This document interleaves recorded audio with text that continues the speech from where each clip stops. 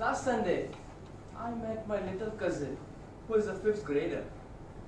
He was studying history and preparing for his exams. I got curious and I said to him, Harsh, what do you know about Mahatma Gandhi? He was born on 2nd October 1869. Nice. What do you know about Shivaji Maharaj?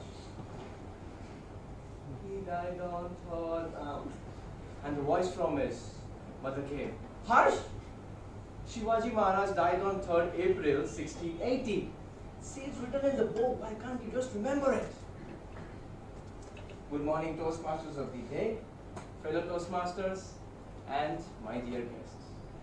This small interaction gives us an interesting glimpse of our obsolete education system. I saw my cousin's notebook, and he had written an essay on my favorite bird, which I later realized he had not written it, but practiced it. No Indian kid ever bothered to find out which bird they fancy. Although falcon was his favorite bird, but he had no clue about it. Back in the day, and even today, books called as digest exist, which contains all the potential questions and answers to that in simple words. Some tutors even have assistant whose job is to ensure that children learn answer word to word. If the pupil missed a word in between, he would be required to start all over again. So, the importance of mugging is at par with learning. Learning is equals to 1 upon cos theta minus sin theta into pi mugging square. Understood? Who cares? The schooling system, as it is today, goes back to 400 years of an empire's colonization. And that empire needed 3 kinds of people. Soldiers to protect their land, clerks to run their offices, and assembly line workers to make products. For so many years, we have produced millions and millions of people. And what are the properties of those people? Number 1, should be able to understand instructions, follow them, and most important, shouldn't be creative or ask any questions. So that empire basically needed a system that worked like a factory to produce millions of people. Take raw materials, subject all of them to the same process, and finally test them. Our schooling system can relate really well with this. Have you ever wondered why are we all addressed as a batch? Batch of 2015, batch of 2016. And sometimes we take great pride in belonging to these batches. The products in the factories are tested, packed in a neat box, and are labeled as a batch. Remember the old good ringing bell in school? In factories, it signifies lunchtime and change in shift. The students are enrolled in the school. They are expected to progress based on the year in which they are born and not their levels of learning, exactly as the products move in a straight line in the factory. And the role of teachers is quite similar to that of an instructor. They are just here to pass information and make sure it is being followed.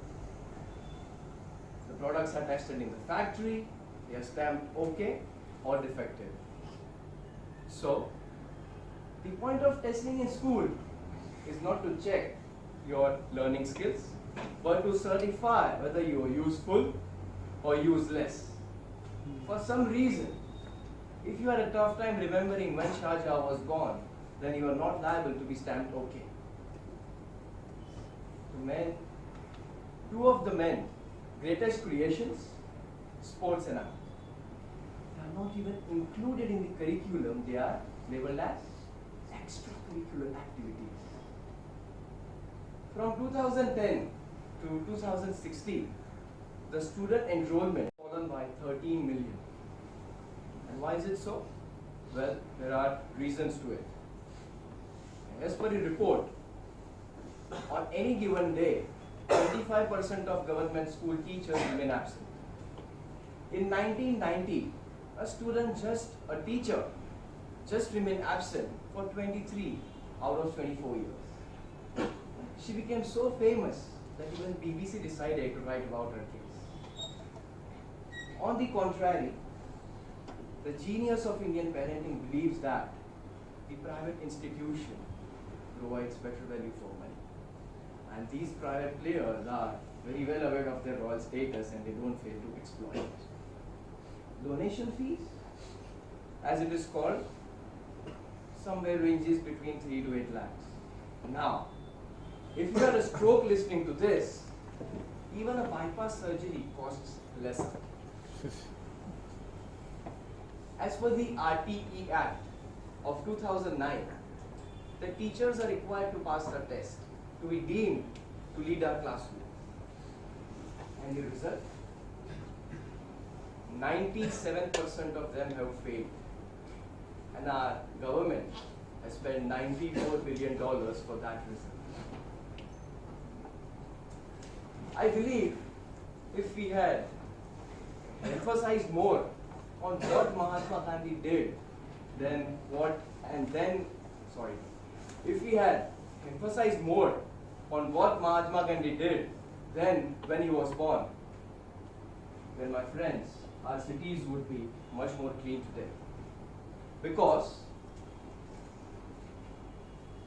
that great man once said, sanitation is more important than independence.